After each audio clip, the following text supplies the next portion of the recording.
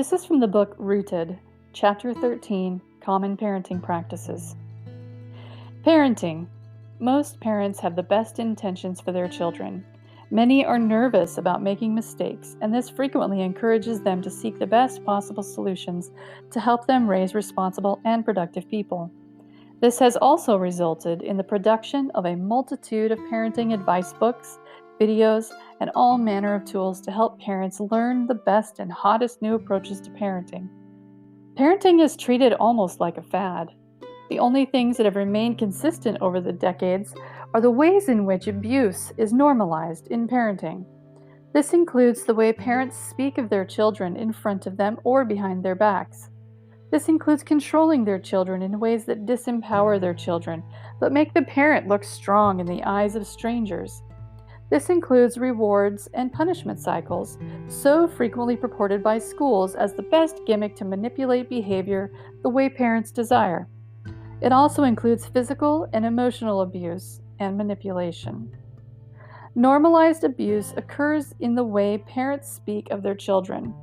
Many parents have referred to their children as jerks, annoying, or even extreme names like assholes. Parents expect other adults to laugh with them and agree. If the adults who witness this do not agree, the parent who uttered the original words may lash out at the disapproving adult or peddle their way out of the statement to save face.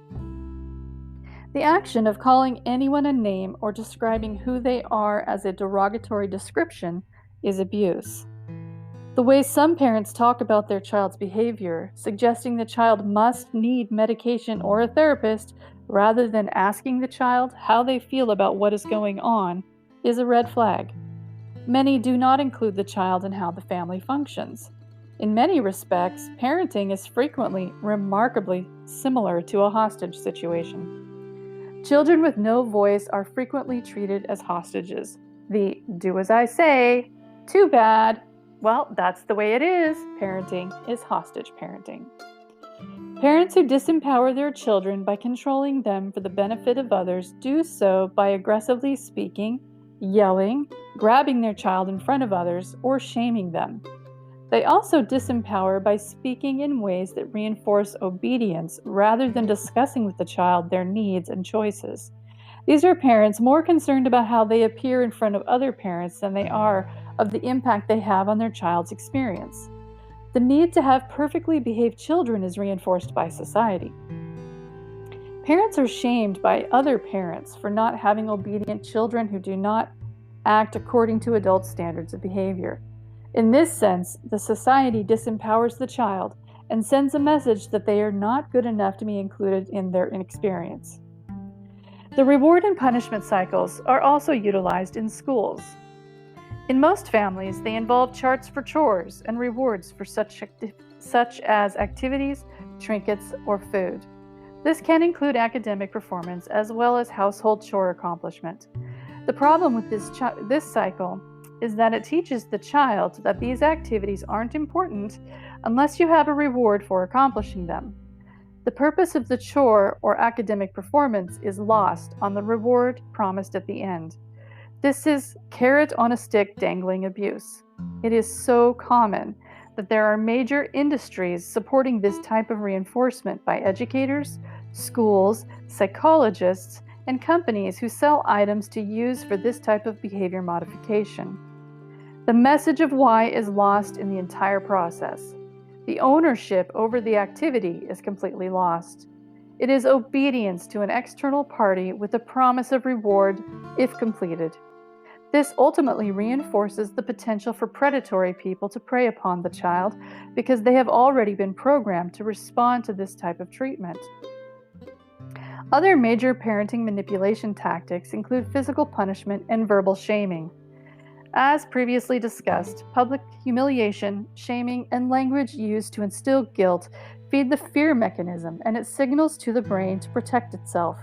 The child will ultimately learn sneaky behavior to avoid additional experience like this. The shame component can last into adulthood and manifest in all numbers of maladaptive behaviors that impact social connections, relationships, and employment capacities. Physical punishment, such as spanking or slapping, does the same type of trauma trigger in the brain. The signal tells the brain to avoid the person causing the harm. So the logic learned is not rational choice to not do the activity again. The lesson learned is that the person doing the behavior is unsafe. The child will do whatever they intend to do, but do it in a manner that hides it from the person who inflicts physical pain on them, and this includes verbal abuse, such as yelling. Socially reinforced narcissistic parenting. Our society only congratulates women for what their children are doing. They ignore women who excel professionally or academically overall. On social media, you see clear evidence of this. Those pictures of their children get tons of likes and hearts. Those who post things about their business going well meet a lot of crickets. They may get a few likes, but overall the response is non-existent. We reinforce women needing attention through their children. This forces women to expect things from their children that are emotionally and developmentally inappropriate.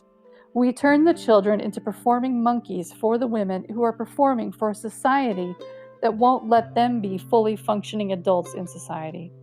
The string is from the society itself. Women who opt to go outside of this norm and be a successful businesswoman and a mother are often shamed unless they post a lot of proof that their children are doing amazing things. There is a need for society to see the product under the construction properly displayed like a meal being prepared. The children are not heard, and they are often treated harshly if they do not operate according to the parents' need for attention. This can also be true for fathers and men, but women bear the brunt of this. Often, they may be doing it for the abusive narcissistic male whom they are married to, had children with, or are dating. It is rarely about the children. The children are the fodder for the accolades craved. When you remove this from the equation, women find themselves socially isolated for not playing the game as instructed.